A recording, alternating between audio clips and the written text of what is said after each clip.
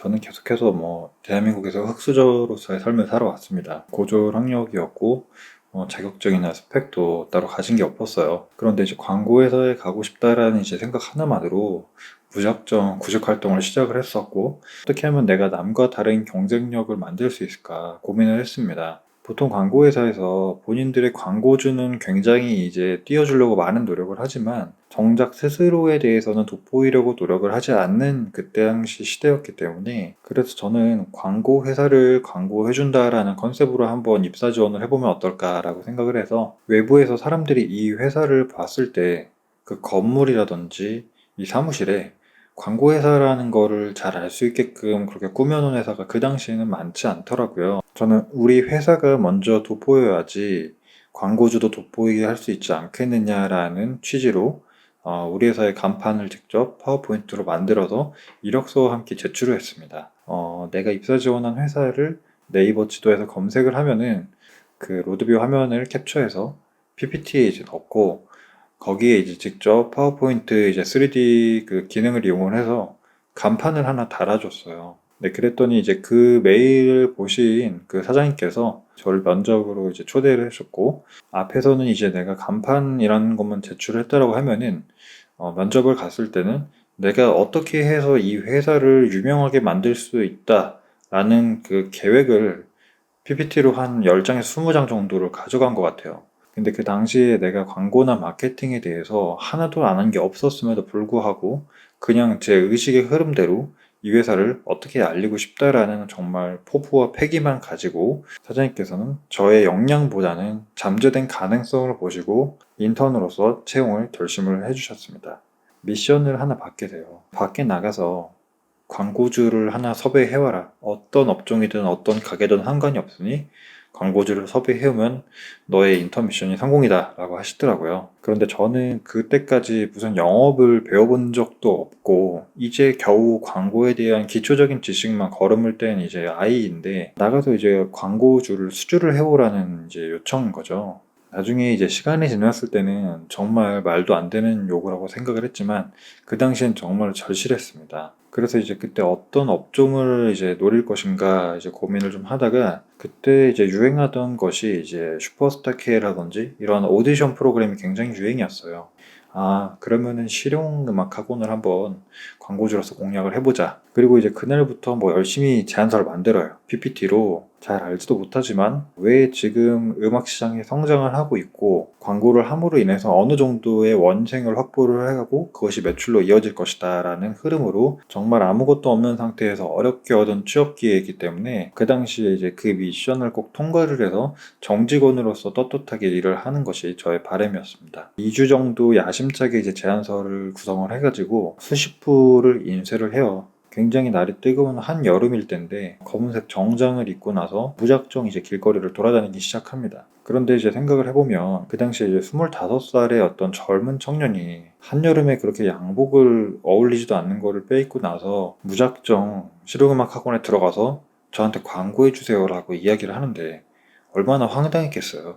아무리 제가 작성한 제안서가 좋은 내용이라고 할지라도 당연히 예상을 했었던 것처럼 많은 학원에서 들어가 보지도 못하고 문전박대를 당했습니다.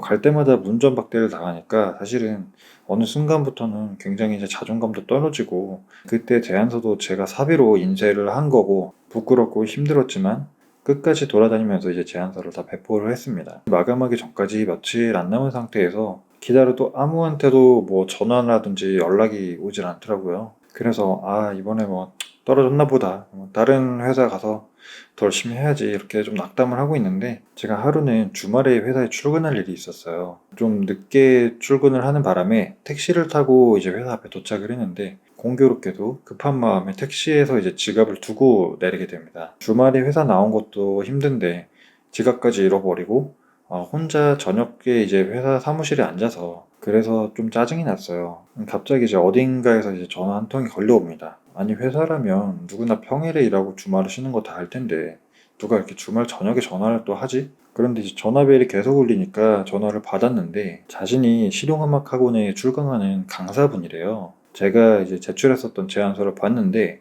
그 내용이 너무 좋다라는 겁니다. 그래서 그냥 그 말을 듣자마자 사무실에서 그냥 혼자 앉아 있는데 그동안 마음 졸였었던 그리고 걱정했었던 마음이 이렇게 사르르 녹아내리는 것 같더라고요. 나의 생각을 그리고 나의 제안을 누군가가 이렇게 인정해 줄 수 있다라는 거에 대해서 처음 일에 보람을 느꼈고 저의 가능성을 느꼈었던 것 같습니다. 그래서 이제 결국에는 다음 주에 이제 미팅을 잡아서 만나기까지 했는데 정말 몇 시간 동안 얘기를 했었던 것 같아요. 제가 그 알고 있었던 어줍지 않은 지식과 정말 이제 그분한테 많은 이야기를 들려주고 싶었고 또 설득해서 광고까지 또 같이 해야 제가 이제 인터넷 통과할 수 있으니까요. 그런데 결국 이제 그분이 저한테 광고를 하시지는 않았어요. 그리고 저는 이제 인턴 미션을 실패를 하게 됩니다. 마지막 평가를 받는 날 이제 전 직원이 둘러 앉아서 저의 그 과정을 모두 들으신 사장님께서 저의 또 다른 가능성을 보고 나서 저를 이제 채용을 해주셨습니다.